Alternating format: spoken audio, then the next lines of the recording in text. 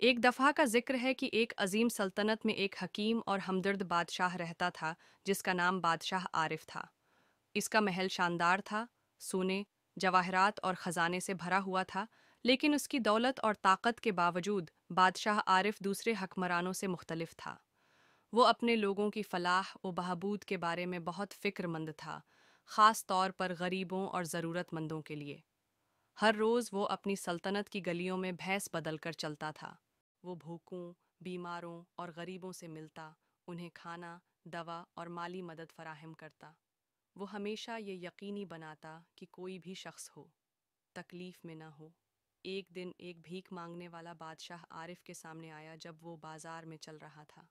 بھیک مانگنے والے نے تھوڑی سی رقم مانگی تاکہ وہ کھانا خرید سکے، لیکن بادشاہ عارف نے صرف پیسے دینے کے بجائے اسے اپنے محل میں مدعو کیا۔